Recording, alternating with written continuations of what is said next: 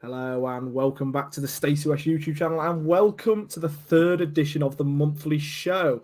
Today we're going to have a look through the month of September that has been and look ahead to the month of October. We're going to talk all things tactics, all things best 11s, and we're going to talk all things results. Not that I really want to at the minute, I've got to be honest. To join me in talking all things Lincoln City today is Chris. How are we doing, Chris?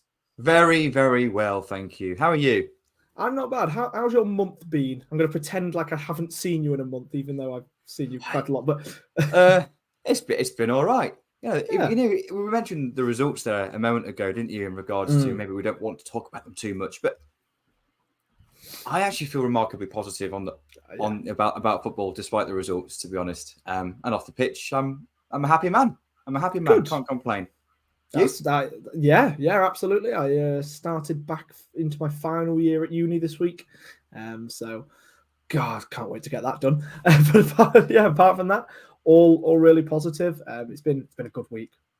Quite a few beers have been consumed, but we don't need to delve into that at all. But what we should delve into, Chris, is the last month's results. Indeed. And here are the results on screen. So yeah, I kind of mentioned they don't actually make the best of viewing. Just a little peek behind the curtain. Not too sure when this will go out. More than likely Saturday morning. But that does mean that the Cheltenham game hasn't actually yet been played. We are recording the day before. I did want to put 6-0 victory. But I thought I'd better. It won't be a 6-0 victory. It would be nice to dream. But look, we've not had a win all month. We've had a couple of draws, 3 losses. We've not kept a clean sheet all month, whereas last month we kept 5 out of the 7 matches, I believe. We've not scored more than 1 in a game. Makes for a bleak kind of reading when you look on paper. But like you say, Chris, there's actually still plenty to be positive about, isn't there? There certainly is. Yeah, I think you've got to take a lot out of the performances, and particularly the last 3 games. We've lost 3 games on the spin. Normally that would be panic stations, and I'm just not feeling that at all. Of course, we played stoically against West Ham. Yeah. We absolutely deserve something from Portsmouth. The derby game doesn't really count. It's the EFL trophy. We kind of discount that. Even in our unbeaten home run last season, we actually lost to Doncaster in the trophy, and we kind of forgot about that and didn't count that as part of the statistics. So I kind of discount that anyway. But yeah, only 2 points from a possible 9 in the league. But performance-wise, we were okay. We deserve something against Bristol Rovers, of course. Last-minute goal conceded. We were so close to 3 points there. Carlisle, I think 1-1 was a fair result, and then we've said that we deserve something against Portsmouth. So as much as the points return isn't fantastic, I think performances have been decent, and I think we've been unlucky not to have more points on the board than we do. 100%. I think I kind of put a message in the group chat after both Portsmouth and West Ham. West Ham, I said that I was hurt by that result, and sort of Gary responded. He felt pride, and I 100% agree with that.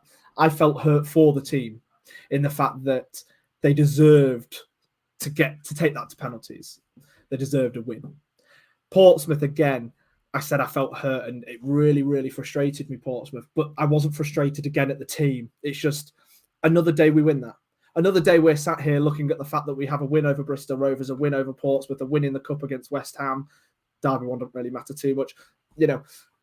Fine margins in football. It's such a cliche. We talk about it all the time, but there are little things that unfortunately just haven't quite gone our way this month. But like you say, the fact we've still been able to put in solid enough performances tells me that the results may not have necessarily come this month, but they definitely are coming. And then it's look, the question I know was posed to you and Gaz on the pod last night. If we can just hold on and keep a sort of tight ship for these next couple of months, and we'll go into why we need to do that in a bit. I'm sure everybody's heard it. But if we can just hold on, a late push, as long as we've got a good basis of points to sort of start off on, a good late push could definitely be on the cards. Yeah, I think there's still some positivity. Now, I mentioned this on the podcast last week and this week as well, in that I think kind of officially, if you like, publicly, I kind of tried to be a little bit more diplomatic about our position, a little bit less carried away, and said, anything is progression, anything top half is progression. If we can be in the top half the majority of the season, then that's a really, really positive season. Because even though we finished 11th last season, for the vast majority of it, we were in the bottom half of the. We were comfortable, but we were in the bottom half of the league, and I just thought progression would be as not being. If we was in the top half of the majority of the season. But if I'm honest, deep down, I genuinely believe that we would be we could be, and maybe even would be, a playoff contender. I think those expectations have been tempered somewhat now. Of course, we all know the injury situation. We're going to discuss it at length soon.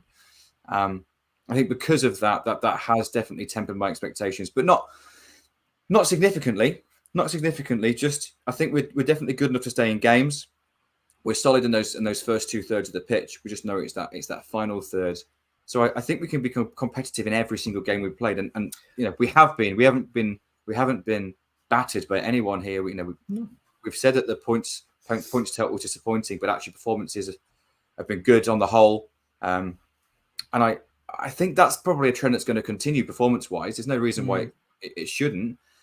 Maybe our chance creation and our goal output might take a little bit of a dip compared to where it was in the opening part of the season. But I think if we can just stay within touching distance of that chasing pack, then come January, players coming back, potentially back off loan, i.e. Freddie Draper, maybe, hopefully some players fit, then we definitely could be that team that just has that late push into the that playoff race. So I agree in regards to, can we just keep chipping away, picking up some 3 points here and there, keeping the opposition down to zeros and ones more often than not, if we can.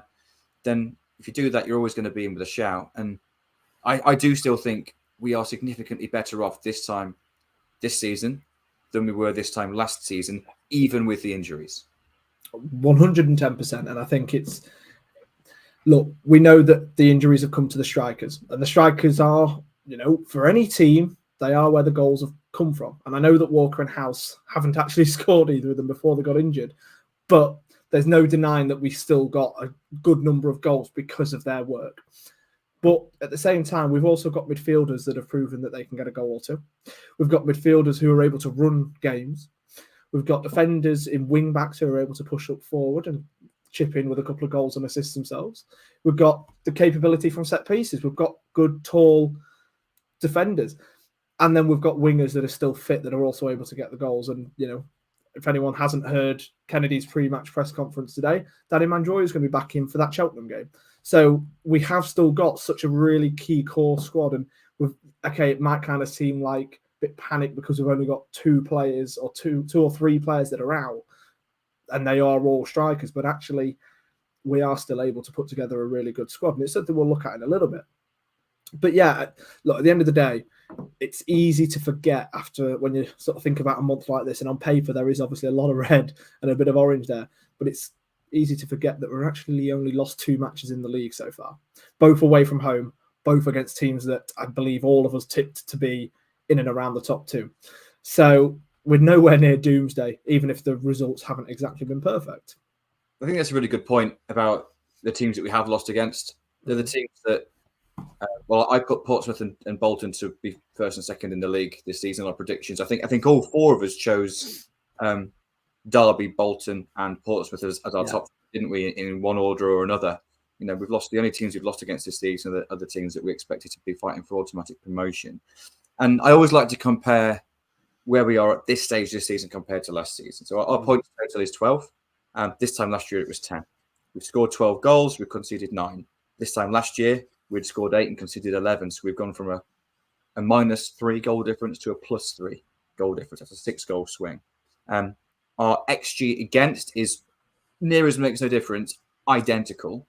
But our XG for this time last year was 0.7 per game. It's now 1.2. So we are half a goal better every game in terms of chances created. And that is shown in regard to shots as well. So this time last year, we were averaging 7 shots a game. with just 2.5 on target. Now we're averaging 9 shots a game with 4 on target. So even though, and of course, this does take into consideration those early games in the season, but there's 5 games here where those stats are still live, and I just think despite the injuries, and I was Mr. Doom and Gloom 2 weeks ago when we first had the news about Walker, and I really was concerned about as well. Time's a good healer, isn't it? It allows you to be a bit more objective and to pick things up, and also the fact that we've had a couple of games that we can kind of measure since then as well. I just feel a lot more positive. So if we continued in the same form that we started the season in the league, we've averaged 1.5 goals per game. That's 69 points. That would put us 9th last season. And how we started last season in the first 8 games, if that continued for a whole season, it's only 1.25 points per game, which would have given us a 14th place finish.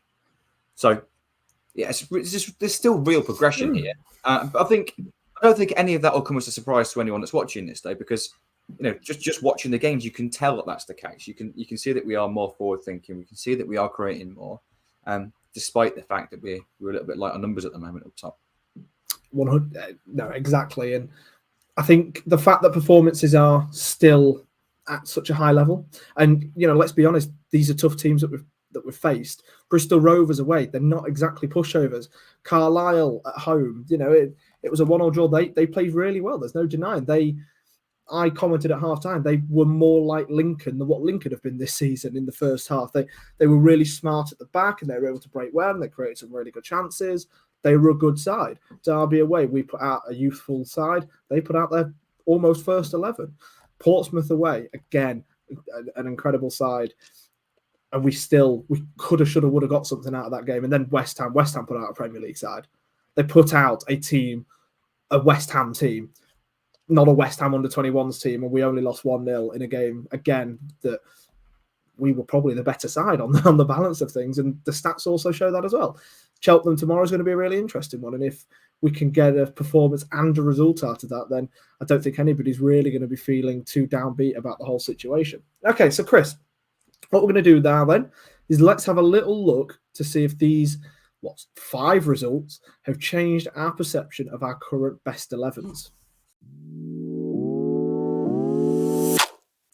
Okay, so Chris, we had a little bit of a chat this morning, didn't we, when we were trying to put together our best 11s regarding what kind of rules are we going with? Are we going with if everybody's fit?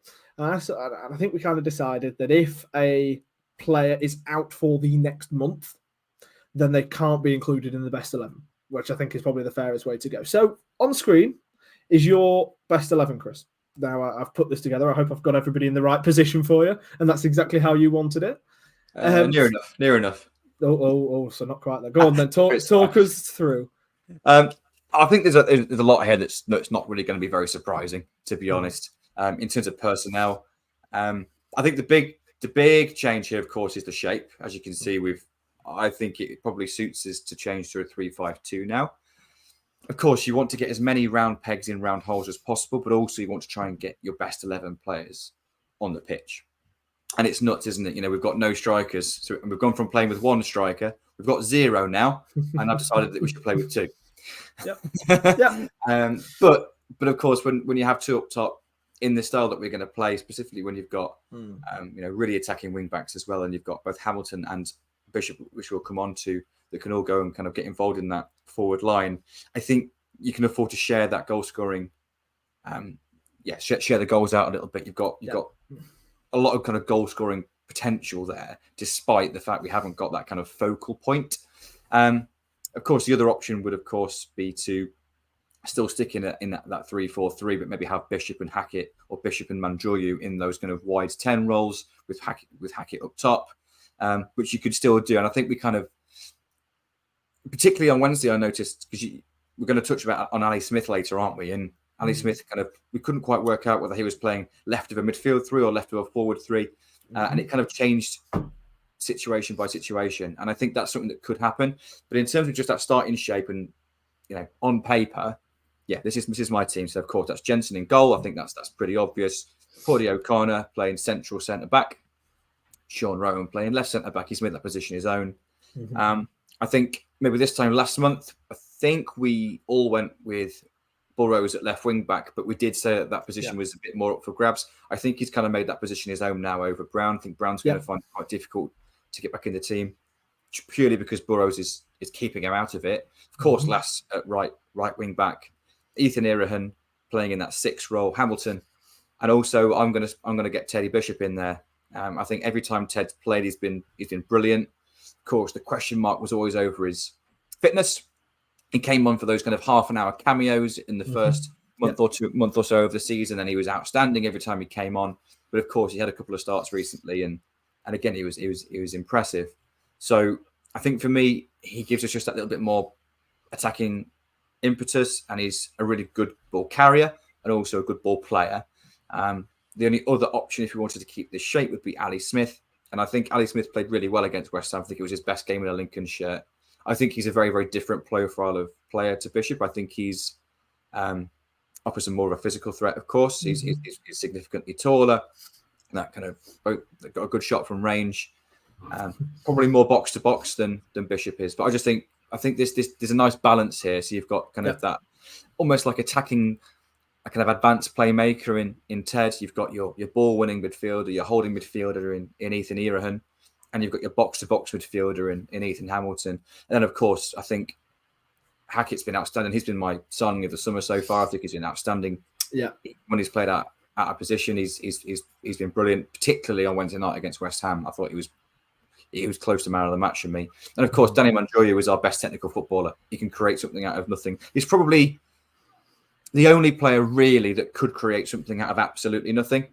Yeah, bar a long shot from Hamilton, of course, as we witnessed against Carlisle. So I've gone for this shape because I think it gives us more chance of getting as many round pegs in round holes, whilst also getting, in my opinion, probably our best 11 footballers on the pitch, but also gives us options off the bench too. Yeah, so do you know what? I'm just going to immediately go to the next thing. So this is my best 11, and we'll talk through these slight differences. So for those eagle-eyed viewers, I've got Alistair Smith in the right centre mid role instead of Ted Bishop, and I've got Alex Mitchell at right centre back instead of Jacko. But first of all, the 3-5-2, I've gone with the exact same. I very much agree. And like you say, you talk about the fact that we've gone from one striker, up front when we have fit strikers to 2 strikers when we've got no fit strikers. But for me, the 2 kind of inside forwards, wide 10s that we play, effectively play as centre forwards anyway. So all we're doing is just pushing them. Yeah. So all we're effectively doing is pushing them to up. So we already know that that Hackett and Manjoya can play centrally together because they've been doing it anyway, effectively in behind a House or a Walker. So I don't think it's that much of a difference for them.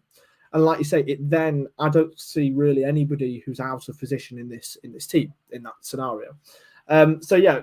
Again, Jensen in goal, Sorensen right wing back, Burrows left wing back. I very much echo your thoughts on Burrows. Jaden Brown, I think, had those sort of couple of early starts. He had the opportunity to make that position his own first and make Burrows really work. But I think kind of a combination of Burrows coming in and doing really well, and the combination of Jaden Brown not exactly setting the sort of pitch alight has very much cemented Jack Burrows' place in that squad. Again, Sean Rowan, how on earth a teenager, or he might be 20 now, how on earth somebody that young can cement himself in a League One defence the way he has is beyond me. But wow, he's done an amazing job. O'Connor is captain, let's say central centre-back. I've gone Mitchell.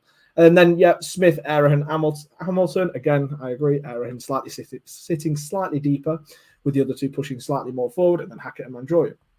So which of my 2 picks would you disagree with the most then, Chris? I'll throw it over to you. It's not disagreeing as such in saying that these players should be nowhere near the team. Obviously, the 2 changes that we've had here is you've got Smith instead of Bishop and Mitchell instead of Jacko. Mitchell and Jacko was the big decision for me, really. I just think Adam Jackson just never, ever lets you down.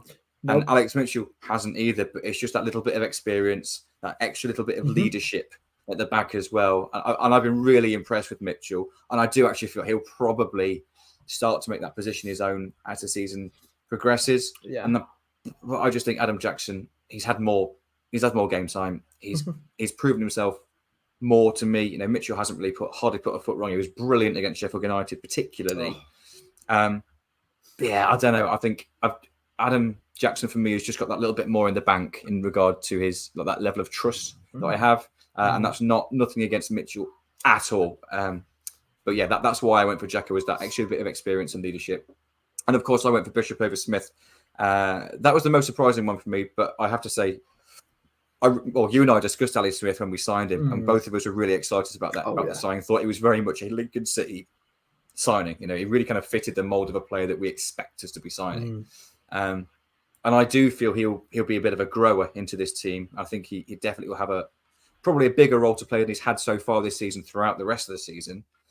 I just don't know if he's quite ahead of Ted just yet in regard to a start. But he offers different attributes. So maybe this is a little bit, you know, one starts, one comes on, because either way, Ted's not going to get 90 minutes, is he? So it'll either be a case of Smith probably coming on for Ted or Ted coming on for Smith, most likely, depending on injuries and tactical setups and things. But, you know, in terms of like the pre-match plan, that's probably what's going to happen. Ted's got the nod for me because I just think he's got that little bit of extra magic. He's got that bit of extra composure. He understands his teammates in this system just a little bit more. Though I would like to see Ali Smith given the opportunity to play in his best role, which is that kind of attacking box-to-box midfield role, which he hasn't had the opportunity to do yet from the start. So I completely understand why you've put him in there, but for me, just Ted gets the nod at the moment. So I'll pick up on the I'll pick up on the Jackson and Mitchell sort of debate, if you like, first. So for me, I 100% agree. Adam Jackson is a stalwart in the defence. He is brilliant whenever you see him there. But Alex Mitchell, first of all, offers that little bit of extra athleticism, personally. He's somebody that's going to be able to move the ball out of the defence better than what Jacko is. Now, if we were talking about a central centre-back role, then I would be more than willing and say Jacko over Mitchell in that central centre-back. But we're talking about, for me, a right-sided centre-half. Something that Sean Rowan has done a lot this season, his passes into the final third is up there with our midfielders this season. He makes some really, really good balls and helps us move from the defensive third into the attacking third. And I think that Mitchell's going to be able to offer us the same on the right-hand side. And then we look at his defensive ability.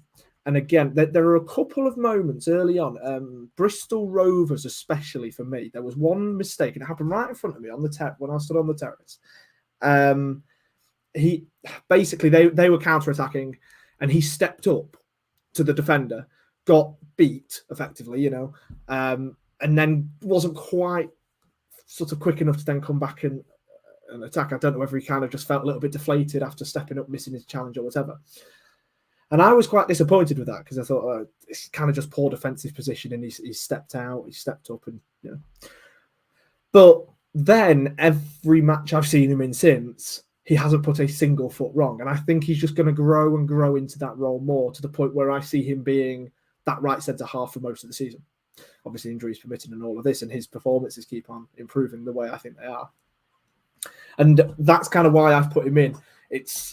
And I very much agree, and it was a really, really tough one, that one. But I loved Mitchell from the very first game I saw him, obviously Sheffield United. And I just feel like he's going to, again, be able to make that position his own, and I think he's already started doing that. So I'd love to be able to see him in. And then the Ali Smith-Bishop one. Now, you kind of made my point for me when you were talking about the fact that, obviously, Bishop won't be playing the full 9. But Bishop, if one of them gets subbed on for the other, I know exactly who I want coming off the bench, and that's Ted Bishop. We spoke at length between me, you, Gaz, between us all on the podcasts at the start of the season when Teddy Bishop was coming on and setting games alight and just playing absolutely brilliantly from off the bench. We spoke about, is there a place for somebody like that in a squad? Somebody who can come on for 30 minutes but doesn't necessarily get that many starts. Now, in terms of squad harmony, things like that, it's difficult. But for me as a fan, that's exactly the sort of player I want. And for me, that's what Ted Bishop brings. Ted Bishop starting, I don't think we see anywhere near as much from him as we do from a Ted Bishop coming off the bench. And all you have to do is look at this season. If you pick out all the different games that he started in compared to the games that he's kind of come off as a sub on, if you look at all of his individual stats, he does just simply play better off the bench. For whatever reason that is, energy levels he's not trying to have to worry about stamina, whatever kind of reason it is. So for me, that kind of gave me no choice in the fact that Ali Smith was starting. And that's not saying that I didn't want Ali Smith starting, because I definitely do. Really, really rate the lad. I think he was, against Bristol Rovers, he was kind of chucked out to the right wing for a bit. Against West Ham, he was kind of in a bit of a sort of roaming, fluid position on the left-hand side. I feel like if we go into a 5-3-2 and he's able to play alongside Eriksen and Hamilton, going to be able to be given the free license to do what he wants to do. And I think it also shores us up a little bit more in midfield compared to what I think Ted brings us. So for that reason, that's why I've gone for those two over Jacko and Bishop. Well, you know what? With the Smith and Bishop situation, you've convinced me. On Tuesday, I think that's a really convincing argument. My mentality is you want to get your best team on the pitch as soon as possible. I kind of argued against that on the podcast last week, saying, what concerned me about the striker situation was the fact that we were able to make that triple substitution on 60, 65 minutes that then really allowed us to either go and win the game or go and cement the victory. Certainly in those two home games, that was proven, wasn't it? And part of that, of course, in both those games was Ted coming on. Now, Ted's going to want to play from the start, and he's a good, and obviously he's one of our best technical footballers. But I think you made a fantastic point in that of those two, which one has more potential to make a difference from the bench, and which one, if necessary, has more potential to play 90 if needs be. And you're right, Ali Smith does. I think you've changed my mind there, mate. To be honest, I think I would probably go with Smith now. Mission accomplished. Congratulations. And you know what, with Mitchell and Jacko was a real difficult decision for me. And I agree that I think Alex Mitchell, as the season goes on, will feature more than Adam Jackson will. I think he will probably start to cement that. I just think at the moment, I think Jacko would have played against West Ham if it wasn't for the fact he'd have then got 2 games in a week, because we know Jacko struggles with 2 games in a week. Because he seems to have been given a nod in the bigger games so far this season, doesn't he? And but I think Alex Mitchell probably could get that starting role for the majority. You know what you've got on the screen here, if we were to do this in a month's time, I wouldn't be surprised at all if this is what, let's imagine you, me, Gary and Ben all did this. I bet if I'm predicting, if things go as we expect them to, maybe the team that's on the screen right now, maybe we'd all agree that this would be our best 11 to start a game. Yeah. It's not quite proven just yet for me. No, I'm more than happy to 100% agree with all of that at the end of the day. I think it was the Jacko Mitchell one was a really kind of tough one to kind of go between. And I went with Mitchell, you went with Jacko. Actually, it's probably for the best that we did do that. So we both kind of got both sides of that kind of argument and debate. And for the record, Gary had the exact same best 11 as you when I spoke with him this morning. So yeah, maybe I could have changed his mind on Smith and Bishop as well. I don't know. I think Gary's more stubborn than I am, though. I don't think he'd have backed down quite as easily. I was going to say that, but I thought it best not. But one thing we've spoken about, in fact, I think in every monthly show we've done so far, in the last couple, and most pods before the striker situation kind of unfolded, was we mentioned a lot about our squad depth and the fact that this is one of the strongest Lincoln City squads in terms of a full 18 and such that we've had in a long, long time. What's quite interesting, though, little nugget of information, is we've actually used the joint lowest number of players in the league so far this season. Do you know how many players that is? I didn't know that. No, I don't know, like 18 players, maybe 19? 20. Oh. Joint lowest. There's about 6 teams on 20, and then I think the highest is on 28. So, yeah, considering the amount we're talking about, really strong squad depth, isn't it interesting? And we had the exact same best 11 last time. So it's always quite interesting that we do still have a bit of a strongest 11. But yeah, sometimes it's a good way to go. Right. We spoke about all different players and how they're all able to fit into the role and who's been doing well. But why don't we have a little look, Chris, at who our player of the month has been this season? Okay, so you will be able to see on screen. This was so for the record, I tried to look at photos of this man, and all it was him in Manchester United tops, and I refused to put that in. Boo! So we've got this one from his very first game. But yeah, Chris, both of us, didn't we, for our player of the month this month, and also Gary as well. We all went with Ethan Hamilton. Why did you pick him, Chris? I just think he's growing in stature. and I think he's ever improving. Every game he's played, he's got better and better and better. Yeah. And we know how good Ethan Herahan is. And Ethan Herahan, particularly last season, and even in the first few games this season, just looked, rightly so, looked a cut above everybody else. You know, he is an A-star player at this level. And I don't think we're noticing Ethan Herahan stand out quite so much now. And that's not because his performances have dropped off at all. It's because the player he's playing next to has just gone from strength to strength. You know, this isn't just because he scored a couple of goals, particularly the one against Carlisle. I think it's his all-round display. It's just all action. He's been a perfect balance in midfield to complement the skills of Herahan. And I just think he's been fantastic. He's been an outstanding signing. There was a couple of other players that were close. I think Rico Hackett was close. I think Sean Rowan was close for the reasons that we discussed earlier. I think Rico's been ultra consistent and really impressive since we signed him. And Sean, again, is also just growing and growing and growing in stature and confidence and maturity. He wasn't far away, but I just don't think you could look past Hamilton really for this. So for me, for somebody that is able to stand out in a midfield duo next to Ethan Herahan, is one hell of a player.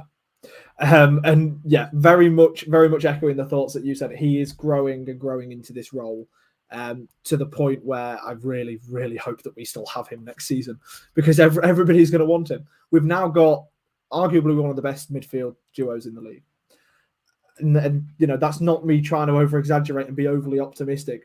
Ethan Herahan, like you said, we already know his quality. He's going to be a £1 million player as a bare minimum in the future. He's going to be in the Premier League within 5 years, you watch.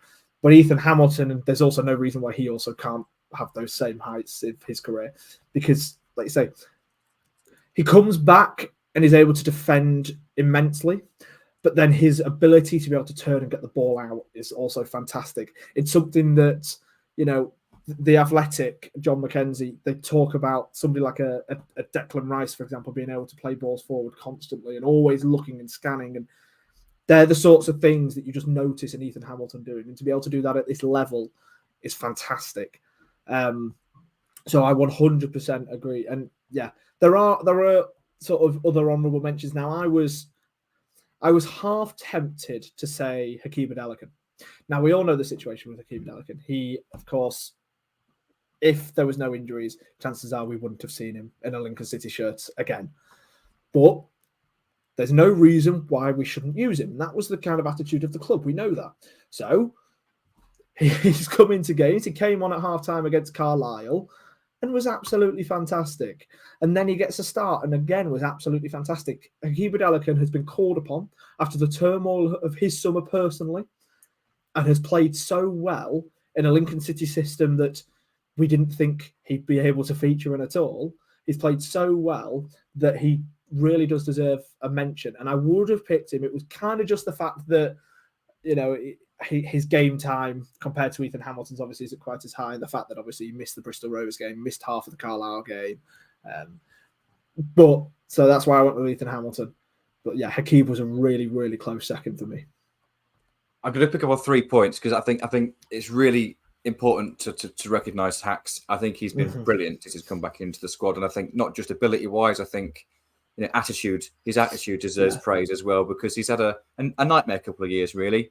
I think it could be very easy to become disillusioned after that. It could become very easy to maybe lose a little bit of connection, maybe a little bit of commitment to the cause and the club. If the club, if things haven't worked out, you maybe think, do you really want to fight for the shirt? And you have to have that. If you don't have that, it stands out like a sore thumb.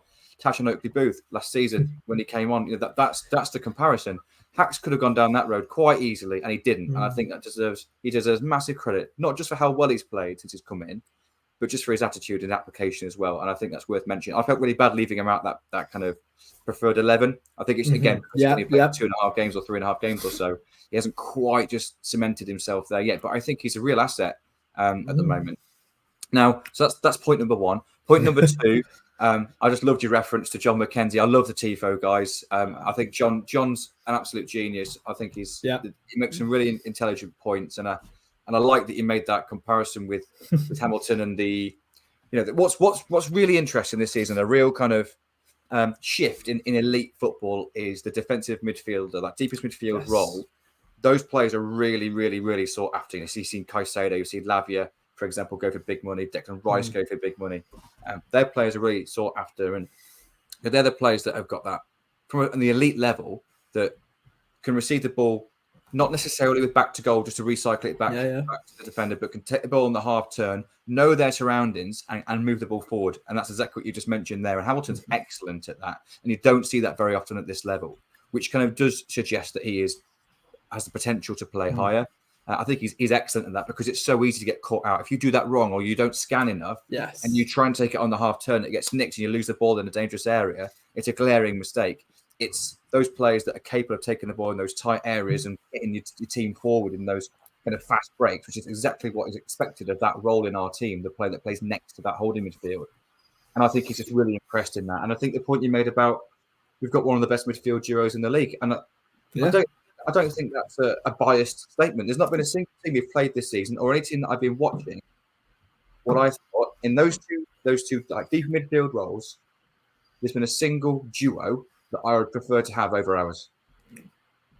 No, 100%. And they complement each other so well in that. Massively so. And you mentioned squad depth. Of course, we all know, Claxon again, ding, ding, ding, ding, ding. The striker situation is rotten luck. But we've still got depth everywhere else. Yeah. And I think that's a real strength as well. But and we have the depth, yet Hamilton and Irahan have absolutely cemented their starting places in the team. And I think that's real credit to Ethan. He's had 6 months. I'm sorry, Ethan Irahan's had an extra 6 months to make that position his own. Hamilton had to come in. He got the nod first game of the season, but then he's just gone from strength to strength and impressed. And he's made that position his own. When we first signed Ellie Smith, we expected him to be playing next to Irahan in a 2. And Hamilton's come in and Smith hasn't had the chance to make that position his own yet because Hamilton hasn't put a foot wrong. So, yeah. It's as if our recruitment team know what they're doing, Chris? Almost as if that's the case, yes.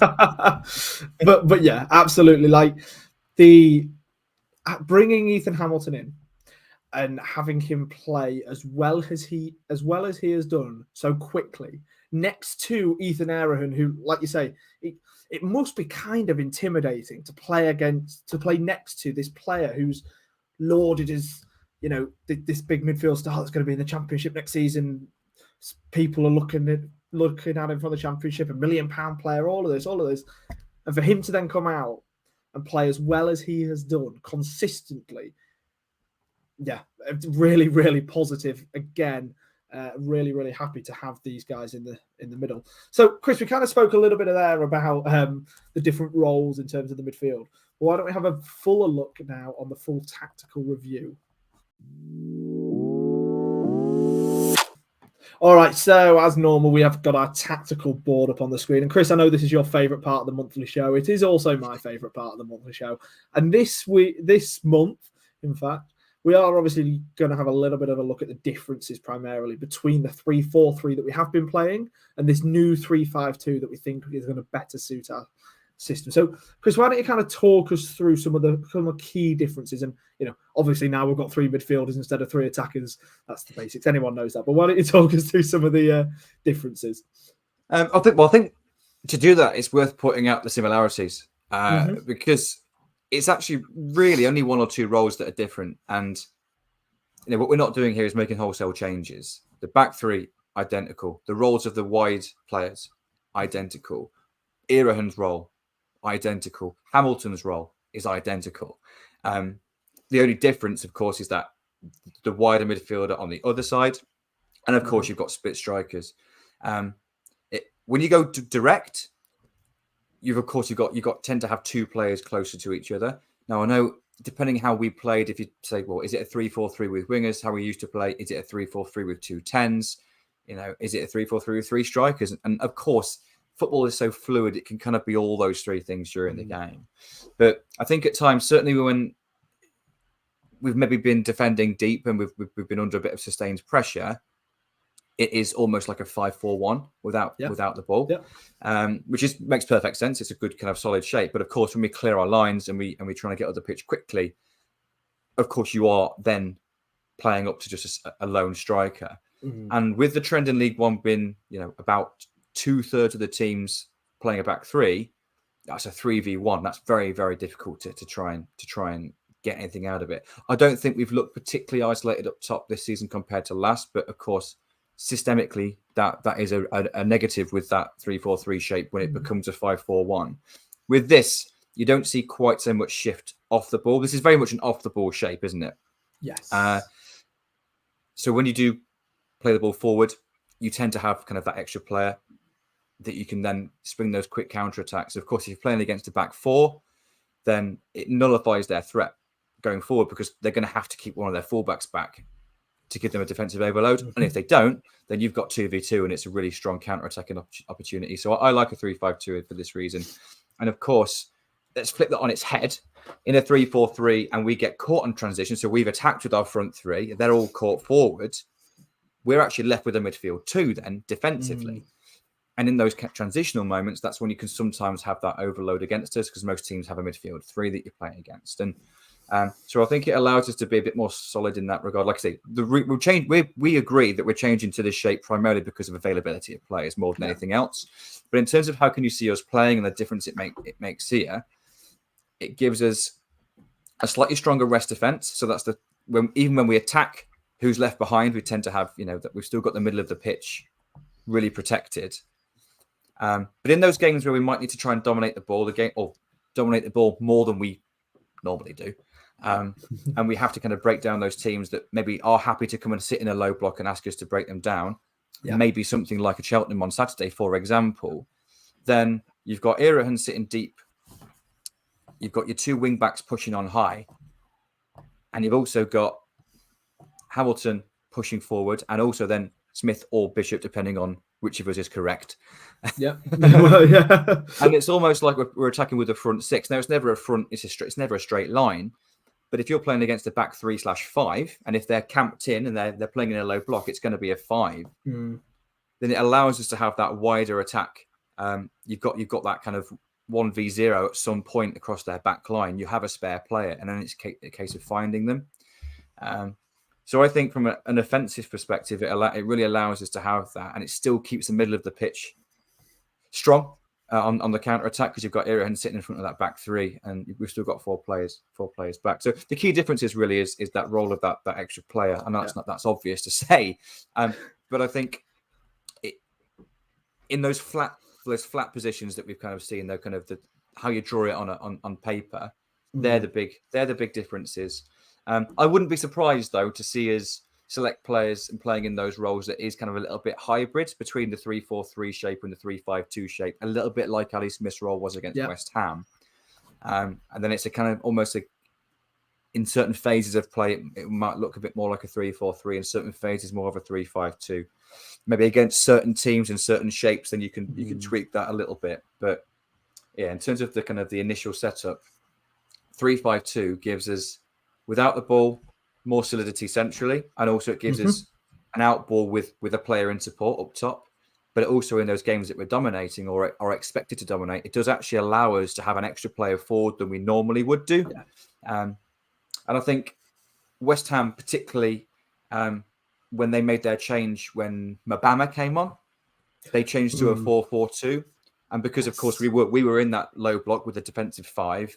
It allowed them to attack with the front 6. Obviously, slightly different system, but the front system was the same, and they had more width, and that they did start to create little pockets then. And as much as they didn't get many clear chances on target, they had more of the ball clear up the pitch in sustained possession. In the first half, I felt against West Ham that we were obviously we were a real threat, but our starting position was maybe 10 yards higher up the pitch than it was in the second. And I think that was probably because of their shape change. And this system for us can potentially allow us to have that kind of potential kind of spatial dominance against teams that are playing a back 3. Well, yeah, I very much agree with all of that. For me, one of the big things is the difference between obviously a 3-4-3 and a 3-5-2 is your width, your wide players. Now, first of all, if we think defensively, because at the end of the day, in most games, you have to defend before you even think about attacking. It's just the way football is, especially at this level, especially against some of the teams we have to play. Now, realistically, when we were in the 3-4-3, So if I just kind of move it here so that you can see, we'll just push up here. Look.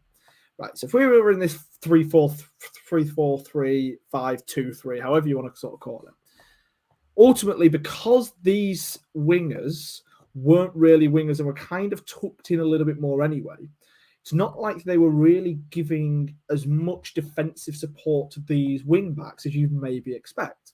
So losing that doesn't really matter too much because we haven't lost much. Then we look at attacking. We've already spoken about the fact that obviously these are slightly more tucked in, and they often are. The idea is to try and... It's the reason why we had Mandroyu on the... Get my left and right, right? It was the reason why we had Mandroyu on the left and Rico Hackett on the right, is so that they could cut in and do something on their stronger foot. Like a proper kind of Iron Robin kind of role for Rico Hackett to really try and cut in and create something on his left. Now, the fact that that happened anyway, we're not losing really that much width if we're then going for a 3-5-2. Because what could essentially happen is one of these strikers can come out. They can just come out slightly wider to pick up the ball. And then the other striker can make sure that they are in the box, in and around the box. So again, we're not losing too much there. And then we look at the midfielders. These two number 8s that will effectively be playing, they can get themselves space in the half space role. Now, if you're not quite sure what a half space is, make sure to go check out the YouTube Shorts videos that we did last month to talk. Just on a side note on that, Charlie didn't purposefully, when he edited these, make me look like I was a little bit possessed. On one of those pictures, on the shorts, you don't get to pick the picture it chooses. And one of those videos, I look horrendous. The kind of the snapshot when you click on the video, unsurprisingly, that one has had significantly fewer views. I can't remember which one that is now. I don't know if you've seen this week. There was an interview of João Cancelo, I think, for Barcelona, and he was doing his post-match interview. And suddenly, halfway through the interview, he just pulled a face that made him look possessed, and it reminded me of you, Chris. It was a horrendous picture of me. It was funny trying to spend an hour recording them. But yeah, go and check them out if you're not quite sure what half space is. But effectively, like I say, these number 8s can try and find some space there. You've got Ethan Erraghan then being able to sit. And because we've already spoken about the fact that Ethan Erraghan or Ethan Hamilton both have that immense ability to be able to scan and play balls through, and they seem on the same wavelength as well. And obviously, Alistair Smith or Ted Bishop, whoever plays in this sort of role, will also... hopefully be able to create a perfect midfield 3. And the fact that they can make the passes between the thirds, make the passes between the players, something which I was really impressed with Northampton doing against us at their place. And it's something that I really want us to be able to do, is try and just move the ball through the thirds in sort of 1 or 2 simple passes. And it's something that I know that our midfield can do, especially if we've now got a midfield 3. Because again, if we then come up against a midfield 2, we're going to be able to run rings around them because the 3 are going to be on such a good wavelength that they're going to be able to find more space in these half spaces. So it's something that I'm really, really excited for going forward. And actually, on the face of it, we're losing an attacker, but I actually think it could make us more attacking in certain matches. It certainly can do. Yeah, I think it depends on game state a little bit more than the 3-4-3. I think the 3-4-3 is a little bit more consistent in terms of your coverage over the pitch. With this, it has the potential to be a lot more attacking, as we discussed why we can potentially go for front 6 rather than front 5. But of course, if we get stuck in deep and we get then of course it can be challenging. I think what we've highlighted so far is how this could work, and we've got no inside information how Mark Kennedy is going to play. It's just, I think we both agree it probably makes a little bit more sense. But what we've kind of explained so far, or tried to kind of explain, is the potential benefits of this system. I think it's worth also pointing out a negative. This system does ask more of your wing backs. It does. 3-4-3, because the 3-4-3, as much as those wide players tucked in, it was their role to track the fullback on their side in possession. So when their fullback had the ball, it was not our wing back's job to do that. It was that wide forward's job to track that player, and then the wide forward on the other side would tuck in central to look after their deepest midfielder. With this, those roles are less clearly defined. And if you decide you want to go wing back versus wing back against a back 3, or if it's a back 4, if you still put your wing backs on their back 4, and then the kind of that space outside the 2 centre halves becomes quite vulnerable. Yeah. So yeah, I think this has the negative of this is that it can offer space wide in behind our wing backs if they get caught forward. So this system probably requires a little bit more ball possession in build up to allow us to go from that defensive shape into that attacking shape. If it's really transitional, the wing backs are doing doggies up and down without really seeing the ball. In a 3-4-3, even if it's a transitional game, you still got a little bit of extra coverage wide. So there is a negative here as well, of course, but it depends on the intricacies of what Mark Kennedy decides to go for. He might ignore all of this and play 3-4-3 anyway. But when you say ignore, I don't think he's going to listen to us. Be nice. But on that, we do also run the risk, of actually one of these number 8s being pulled out wide in a certain situation to try and come back and cover against a fullback, for example. And if you do that, you then find yourself with a midfield 2 where you can lose the midfield battle again, and there's going to be space. So, it's the same with any formation. There are pros and cons. There isn't a perfect formation, otherwise everyone would be playing it. And there are formations that you'll find that we are able to play better against because of this system.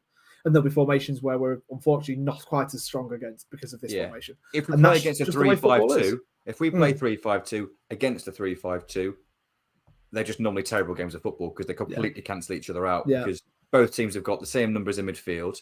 They've both got the same number of players wide, and they've both got a defensive overload of +1. And then it's about individual quality. It is, And I think for my position, my mentality whenever I discuss tactics, whenever I'm thinking of tactics and analysing, is I always try and think, of course, you have the players on the pitch. That individual quality is always important. But how can you try and create a small advantage on the tactically in terms of that setup? And when you're playing against the same shape, of course, that you lose that a little bit. So I'm only a Sunday League manager and I've only ever played semi-pro. I'm hardly Pep. But whenever I am managing a team and whenever we're kind of thinking about this, I always try and avoid playing the same system. Always as trying to avoid playing the same system as the opposition. I always try and find a way of tweaking it to try and give you an overload in some shape, some part of the pitch, just to give those individuals a bigger platform to go and then perform and to kind of take advantage of that potential advantage that we've given them through tactics. But I think what was quite good is even with the injuries, as ridiculous as it sounds, we've actually still got a little bit of fluidity and not necessarily depth, but certainly like options tactically. So that's still a positive. I think Danny Mandrew coming back into the squad makes a huge difference in that regard. I still feel remarkably positive despite the results of the previous month, despite the injury situation and the news that Jack Vale has taken another knock and is going to be out for a little while longer than expected. Even with all that terrible news, I feel better than I did a month ago. As stupid as that sounds. Well, why don't we have a little look ahead and decide whether you're going to hopefully be positive this time next month? All right, so as we've done the review part of the show, we now, of course, have to do the preview part of the monthly show, which is looking ahead to the month of October. Now, I sat there this morning trying to make these graphics, and I just thought, how the hell am I going to fit all these games in? We have 8 matches in October, 7 league games, 1 cup match. Chris, it's going to be a busy month, isn't it? Certainly is, yeah. And, of all my positivity and all of us kind of trying to be really kind of objective and take the emotion away from the situation with the squad and the striker situation at the moment. And all of us saying we just need to stay until Christmas. We just need to make sure that we, the next few weeks, we just get through those and everything will be okay. It's just frustrating, isn't it, that in the next month we've got 7 league games. It's a really, really, really busy month. So, you'll have some months where you have 4 league games, and if a player's out for a month, they miss 4 games. If a player's out for a month in this one, they miss 8. They miss 8, but 7 league games, and that is, of course, going to make a difference. And now it does. It's difficult to predict because I've kind of got my sensible head, and I've got the City fans' head that's kind of got the hope, that hopeful part of it. So, to pick a points return. Go on. I might need a moment or two to decide on which of these two I'm Well, going to go for. So I'm going to open the floor up to you before I fully all commit. Well, first of all, these 8 matches, a couple of them have caveats to them. So first of all, the Wolves fixture is obviously Wolves under 21s. That is in the Papa John's Trophy. Now, I know some people go to that game, some people don't. It'll be nice if we can get a win there. I'll be there myself. Again, like I said, I know some people will, some people don't. Burton at home. Burton at home is international break weekend. Some games in our league have already started getting postponed. I know Cheltenham Wickham has already been postponed. So there is a chance that game gets called off. We know just as much as the next person. We have no idea.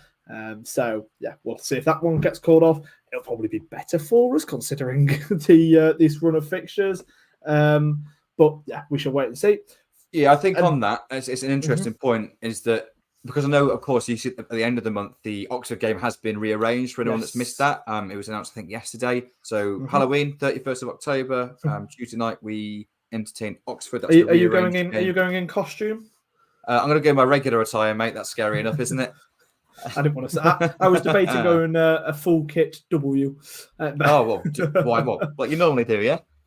Well, always me. But I think it was interesting to point out that even though that was the original game against Oxford was called off for international call-ups, it was actually Oxford's decision to call that off. That we would have happily continued and played that game. Whereas I think that might be a little bit different with the Burton game. I think if we do have the option to call it off, I think it makes total sense for us to take up that option and to reschedule that later in the season when the schedule is less crammed, and of course, again, Claxon injuries potentially start to resolve themselves. So yeah, a couple of caveats. Good point, but I think it was worth just making that point about the Oxford game as well. Yeah, 100%, and that was funnily enough the next caveat. So you beat me to it, but go on then, Chris, because I'm now gonna give you. You're gonna have to give me a points total. 7 league matches. What's the minimum you'd be happy with, and then what is it you're kind of hoping / expecting? Well, I'm going to talk through each game individually. I think that's probably the best way of doing this, because one part of my brain is saying if we get a point out of any game, it's okay because of the situation we're in. But also knowing that if we did only get a point in every game, and we said we need to stay in touching distance, we're not going to stay in touching distance. We need to be averaging more than a point a game here. I think we need to be as near to 1.5 points a game as we possibly can. I think Leyton Orient's a winnable game, to be honest. So in my head, we don't lose that. It's a point or 3. Posh, again, I think we're capable of taking a point. So I think out of those 2 or 3 points, really. See, I'll be honest. If you offer me 3 points out of those next 2 games, I will bite your hand off. Yeah, I agree with that. Yeah, if we can, a maximum of 3, I think we're going to get out of those 2. But I would take 2 points out of those 2, but I would be hopeful of 3. I wouldn't expect any more than that. Wolves, I don't care about, to be honest. I'm not a hater of the EFL trophy. I just think the situation we're in at the moment, it's just not a priority. I know the club takes takes the cup, all cups seriously, and we do try and put a strong enough team out to win the games. I just think with the squad situation, it's one that you just give less importance to now, because the last thing we want to do is play a strong squad against Wolves and then pick up another injury to a key player. So for me, I'm kind of discounting that game anyway. We've mentioned that the Burton game potentially will be called off, but if it isn't, that's a game that I think we really want to be getting 3 points in. I think for me, that's kind of not a must win, but it's just extra. I'd expect to win. I would expect to win in that game with all the information that we've got now available in terms of where both squads are at and both teams are at form wise, manager, all that sort of stuff. Yeah, I just think that's the 3 points for us. Again, we're more than capable of beating Fleetwood, but it's an away game, so yeah, I think 1 to 3 points there. Charlton, I think that'll be a really interesting game, particularly with Michael Appleton coming back to the bank for the first time. I wouldn't be surprised to see a draw there. Exeter, a good team, a draw there as well. Oxford at home, I'd take a point. So I think if we can get 10 points out of this next 7 league games, I will be satisfied. I was saying 11 or 12 because I very much agree that the 3 points from the next 2 away games, one at Leyton Orient, one at Peterborough. 3 points at home to Burton, 1 point away at Fleetwood, 1 point at home to Charlton. Then I would want 3, maybe 4 from Exeter away and Oxford at home. I think that's overly. I hope that is how. For the record, I very, very much agree that is probably overly ambitious. But I would like to think that we can get a draw against Oxford. I think what's interesting is, despite the fact that we're under strength, neither of us think there's no write-offs here, is there? There's no write-offs. Oh, we're going to lose that one anyway. I don't mind losing that one. Let's move on to the next. I think we can be competitive in every single game on that list. Yes. Including Oxford, who are a really good team this year. Peterborough are going to continue to improve. They expect themselves to be up there. But despite that, I feel we're still going to be really hard to beat. We're going to be in every single one of these games, and it just depends on whether which side of the fence do I sit? Yeah. Do we think we might just come on the wrong side of it, or can we come on the right side of it?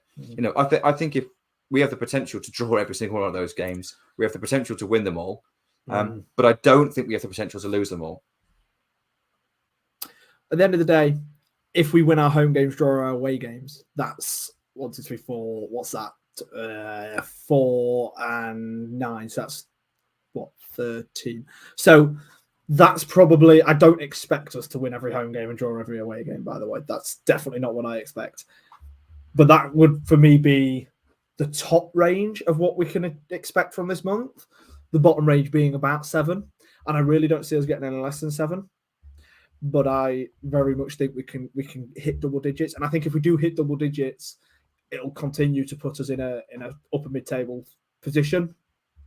Get us, we'll still be within touching distance of the playoff, and we'll be 8 games close, or 7 league games closer, or maybe even 6 league games closer to not just the end of the season, but closer to January transfer window, closer to strikers coming back, closer to having a fully to recalling Freddie Draper, please. I don't know. I'm torn on that one, but that's another... Of course, it depends on how we go between now and then, and how he goes. But as it stands right now, if his form continues and our injury situation doesn't improve significantly, then it's just a no-brainer for him not only to be recalled, but him to play. At the end of the day, we're not going to go out and get a free agent signing that wants 2.5, 3, 4. I just don't think there's any point in doing it either. If we've got it's a waste of money. It's a waste of money. Yeah, it was the exact same. So, friend of mine is a Nottingham Forest fan, and I always have a laugh with him about them recalling Tyler Walker. And I always call him all the names under the sun for Forest recalling Tyler Walker in that season. And he says, yeah, but the thing is, if we sold one of our other strikers, we basically had the choice of going out and paying £5 million for a striker, or recalling Tyler Walker. We're not going to go out and spend that money when we have one who's scoring heavily in the league below us, are we? And I said, it didn't work out for him then at Forest. That's fair enough. But in terms of a business side of it, no club is ever going to want to do that. I mean, ironically, I think the option of the player that they could have signed that summer for a good chunk of money was actually Ivan Toney. So in hindsight, maybe they should have done. But just the way football goes, isn't it, Chris? Certainly is. Yeah, I think it's a really good comparison. It's a really good comparison. Mm-hmm. It makes perfect sense from Forest. As much as it was really painful for us, of course, to lose Tyler in that situation, because he'd have gone on and scored another 14, 15 goals and been, well up there towards the top end of the scoring charts in League One by the end of the season, and what could have been, eh? But it made perfect sense for Forest to recall him in the situation they was in. Just like if things do continue for both parties as they do at the moment, then it's a no-brainer from my perspective to bring him back. Yeah, I 100% agree with you. And that will be a discussion for the January monthly show. But we'll remove that, Chris, and we'll just have the two of us on the screen. Sorry, everybody, for ruining your eyesight at the end of this here. But, Chris, thank you so much for joining me on this September edition. And I'm going to assume that nobody's going to be watching this before the Cheltenham game, because who on earth has a spare hour at Saturday lunchtime before a home match? But if you are, enjoy the Cheltenham game. If you've already seen it, you can let us know how dire the situation is, or how amazing the situation now is. We'll be all right against Cheltenham. We'll be okay. You mentioned earlier about wanting to get a performance. We're not going to get a massively impressive performance. I don't think the how Cheltenham will line up or are likely to line up and play will allow it. But I do think we'll get over the line. I think we'll win the game. Fingers crossed. I believe it's two seasons in a row. Is it 2 seasons in a row where the home games have been a 2-0 victory and a 3-0 victory against Cheltenham? So if we can have anything... So 4-0 this time. Yeah, well, this is it. If we can have anything similar, then please can we have that. Yeah. Guys, thank you so much for watching. I'll take a 1-0. I'll just like to bank that right now, please. I'll take a 1-0. Don't care how it comes. I'm willing to agree with you on that one 100%. Yeah, guys, thank you so much for watching. Be sure to check out all of the other content on the channel. You'll be able to check out the Cheltenham preview if that game isn't already up, or you'll be able to check out the Leyton Orient preview very soon as well. And then make sure to go listen to the podcast as well. There's, of course, one of those out on Sunday. Yeah, go check everything out. Chris, thank you so much for joining me. Up the Imps. Up the Imps.